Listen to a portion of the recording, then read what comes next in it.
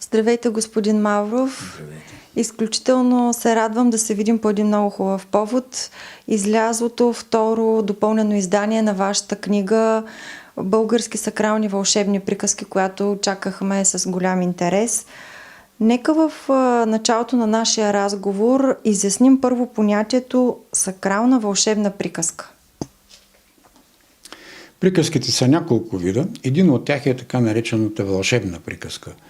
Вълшебната приказка, според това, което аз разбирам и знам от английската наука, е всяка приказка, в която имаме вълшебен атрибут, вълшебна дума, по някакъв вълшебен начин героя да бъде подпомогнат, за да направи нещо, което в нормалния живот не може да се случи. Там се случва нещо уникално, нещо, което наистина води до вълшебство. Така че приказките вълшебните имат за цел да използват нещо, за да събудят интереса на слушателя, на детето най-вече. Сакралната приказка, която е и вълшебна, използва този метод на вълшебството, за да вкара такива символи, атрибути и имена на герои и различни други символи и кодови вътре, в които да се разбере друго ниво на приказката. Да се разбере, например, говори се много, да кажем, за едно вълшебно същество, наречено джудже. Българската вълшебна сакрална приказка, колобърската приказка, когато разглежда този проблем, разяснява какво е това джудже. Тоест, какво разяснява тя? Тя разяснява, че името джудже произлиза от това, което в древността тангристите се наричали, атома се е наричал джуджу. Като едното представлява ядро, първото джу, а второто електроните около него. Но така е наричано понятието. Когато обаче атома, джуджу, е включен в биологичния живот, за да стане човек, той влиза в цикличното развитие на закона за живота, който се нарича джедже. И в Тибет и до днес го наричат така. И тогава се получава едно сборно име джудже. И така, сакралният обект джудже вече има друг тип значение, друг вид, нещо друго разбираме допълнително. Разбираме, че когато говорим за едно джудже, ние не говорим само за едно същество, което е срещнало Снежанка и оттам се развива цяла приказка, а говорим вече за това, че в идеите на тая приказка се вкарва идеята за химия, идеята за структура на материалното тяло. Тук идваме и до втория въпрос, който веднага възниква, разлиствайки книгата. В нея са поместени приказки като Снежанка, Пинокио. И веднага идва въпроса, как тези приказки са български сакрални приказки? Да, тези приказки са български, колобърски, сакрални, вълшебни приказки. Претенцията на колобърството, от тук е и моята претенция, че казвам истината, не е в това, чии са приказките, а в това, че знаем защо са направени. Така, например, в колобърството приказката Снежинка и седемте джуджу, известна като приказка днес като Снежанка и седемте джуджета, представлява Менделеевата таблица на колобрите. За нас всяко джудже има личен химически елемент. Освен, че се казва, например, джуджето Всезнайко, който е вожда на всички джуджета, той, който ги ръководи, ние знаем, че това е елемента кислород. Така, принца, който трябва да намери Снежанка, освен, че е принц, ние знаем, че той е с химическия му елемент, неговия химически символ е водород. Така, затова я наричаме Менделеева таблица, защото когато разгледаме с личната символика на седемте джуджета и производните от главния елемент, ние всъщност стигаме до 56 елемента, които може всеки колобър, който се занимава с химия и алхимия, може да извади от тези 7 джуджета и една Снежанка. Тоест, тук става въпрос вече за сакрално знание, което колобрите тогава, когато е нужно, са го разширявали на слушателите. Ако примерно говори с деца, той се разказва като приказка, но ако говори с възрастни хора, той може да разшири познанието. Тук стигаме до момента, означава ли това, че колобрите са оставили едно познание с единен корен, който се е придавал от уста на ухо и в един момент писатели са взели тези приказки и са ги вплели, са ги интерпретирали? Да, точно за това става въпрос. Претенцията е, че колобърството знае тези приказки и тяхната сакрална кодова характеристика. Но благодарение на хора като Карло Колоди, като Николай Толстой и други разказвачи, ние имаме написана приказката, защото преди това тя е само разказвана. Тя пред хората, те са били по-безписмени хората, не както сега.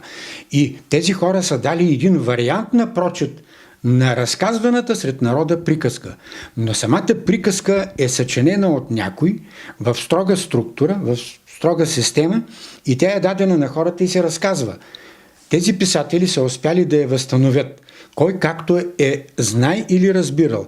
Така, например, приказката Пинокио, Златното ключе Пинокио или Приключенията на куклата Пинокио, на италиански, както е, нали, не притежава, например, един много важен елемент. Вътре в нея не е описана ролята на Златното ключе, нито на костенурката Тортила. Обаче, в интерпретацията на тази приказка, в записа, който прави Николай Толстой, брат на Лев Толстой, Николай Толстой прави вътре, той обязателно набляга на Златното ключе, защото това е първото име на приказката. Приключенията на куклата Бура на български или Буратино, както той е наричан на руски, това е допълнително заглавие. Второ, когато става въпрос вече за решение на проблема, на конфликта в приказката, той завежда своя герой Бура или Буратино в едно езеро, където той се среща с костенурката Тортила, която му дава Златното ключе. Ако костенурката не му беше дала Златното ключе, той няма как да влезе в дома на баща си и да отключи заключената вратичка зад огнището. Тоест, двама разказвачи разказват един вариант на приказка, но всеки нещо е пропуснал или нещо е прибавил спрямо другия. Това само показва, че в човешката памет, без етноси, да разграфяваме етносите, т.е. в общочовешката памет тези приказки са запазени. След това определени хора, писатели, ги възпроизвеждат, записват и по свой начин те ги изграждат. Каква е обаче претенцията на колобърството? Претенцията на колобърството е, че ние знаем кодовата им характеристика. Ние знаем какво се крие за това, което се говори. Какво на второ ниво има да се разбере от текста. Означава ли това, че това е един метод на приказката за кодиране на информацията и нейното предаване, древно предаване? Да. В колобърството, това, което аз съм разбрал и научил, има два метода, на които на хората се дават знания. Единият метод, общочовешки, се нарича приказка. Като приказката има за цел да започне да работи върху съзнанието още от детска възраст. Така на детето, после и на хората се предават определени знания. След това имаме втори метод, който вече е за пробудените хора, които искат да се развиват в духовното. Това е метода на посвещението или метода на колобърското обучение. Значи различаваме два метода. Общо човешкия, широкия метод, на който колобрите са разказвали приказки, после вече всички народи, нали, след като са ги освоили, е метод, на който детето съпричастно към случките в приказката изгражда отношение към събитията и когато вече му разкриеш една подробност от един код, на него му остава завинаги в главата тази идея. Тоест това е един метод за формиране на съзнание. Да. И на действие. Да, така се формира всъщност чрез съпреживяването, което детето прави заедно с разказвача или когато му четем приказка, детето всъщност изгражда в себе си морални критерии. Той изгражда представи, той изгражда лично отношение към положителния и към отрицателния герой. След това изгражда отношение дори към атрибутите. От този момент, например, едно дете научава, че в планината има джуджета. Да, но в реката разбира, че има русалки. във въздуха, че има елфи и така нататък. Тези кодове се подават, детето ги формира и тук вече е много големия принос на приказката. Когато детето слуша всички герои в една вълшебна, особено сакрална приказка, третират проблема за архетиповото начало. Това, което Юнг по-късно развива в цяла философия, но Юнг развива на базата на несъзнаването и на сънуваното. Докато в приказките няма несъзнавано. Тук всичко е съзнание. Тук трябва да си напълно наясно с нещата и с цялото си поведение. Но всеки герой в приказка представлява един архетипов образ на архетиповия модел, който ние днес можем да наречем Бог, посветен, човек от представителна иерархия или както си искаме. Нали? Това са различни понятия, които обаче регистрират един общочовешки модел, където героя изгражда като отделен образ. Затова във всяка приказка героя е архетипов образ, независимо от всички останали. Тогава идваме до един ключов момент, нещо, което наблюдаваме в последните, може би, 20 години, а още повече в последните няколко. Приказките да бъдат съкращавани, окастрени, променени, така че да бъдат поднасени на децата в съвременен вариант. Това как влияе върху детските съзнания? Аз твърдя, че за 2 години проучване на вълшебните приказки в света мога да кажа, че съм чел всички варианти, които са излизали на български език. Независимо от това кой народ ги издава и кой не. И с ужас разбрах как съвременните издатели усъкатяват приказката, само за да могат да направят едно малко, добре илюстрирано, красиво книжле за някаква печалба. Усъкатяването на приказката, съкращаването й или изменението й води до изменение на последователността, с която един герой от приказката изгражда отношението нашето, което той го подхранва, изгражда и постъпателно го развива, докато стигнем до голямата идея, да кажем да убием една ламя, обаче да спасим някой. Там има героизъм. Той затова винаги е герой. И затова даже много често герой няма име. Той няма име, защото той е архетипов образ на това, което бавно, последователно се изгражда. И когато детето чуе приказката, в неговото съзнание и в неговото отношение към проблемите на приказката и на героя, той изгражда личното си отношение към света и другите хора. Така че съкращението на приказките е престъпление. Но аз не съм много изненадан, защото разбрах, например, преди години как имаме вече джобен вариант на Война и мир. Можете ли си представите джобен вариант на Война и мир? А във вашата книга ще прочетем ли приказките в техния колобърски вариант? Да. Значи аз разказвам приказката в колобърския вариант. Във всяко издание може да се намерят малки отклонения. Аз претендирам, че издавам това, което е важно за колобърския анализ, който правя след това. Така, преразказвайки тези приказки, включително и огромната приказка, която става на романче Ян Бибиян, преразказано от нашия гениален писател Елин Пилин, аз претендирам за това, че давам онази сърцевина от приказката, която удовлетворява колобърския прочит. Без да прибавям нищо и без да изваждам нищо. Тоест, спазвайки текста. Споменахте Ян Бибиян. Във вашата книга вие заявявате, че Елин Пилин е променил приказката Ян Бибиян. В коя част? Елин Пилин явно е бил впечатлен от тая приказка и решава да я пресъздаде. Когато обаче я пресъздава, той стига до един проблем, който аз разбира се го разбирам на това време, защото тогава се появява и много мощно се развива самолетостроението и вече се говори за ракетостроение. Тоест имаме вече ракета. В оригиналната колобърска приказка, така както аз я познавам от колобърството, на Луната Ян Бибиян стига като се качва на гърба на дяволчето Фют. То го завежда на Луната. Елин Пилин няма как във времето на в епохата на самолетостроението и ракетостроението да използва едно дяволче, което на всичкото отгоре е митичен образ, такъв недействителен образ, не е реален, да се качи Ян Бибиян на гърба му. Сега аз тук си позволявам, когато пиша целия роман, така както Елин Пилин го е дал. Като след това прибавям онази част, която знам от колобърството, като разговор между Фют И Ян Бибиян, когато трябва да уточнят, че той трябва да го качи на Луната. Аз го давам така, както е в древността. Този текст го знам от колобърството.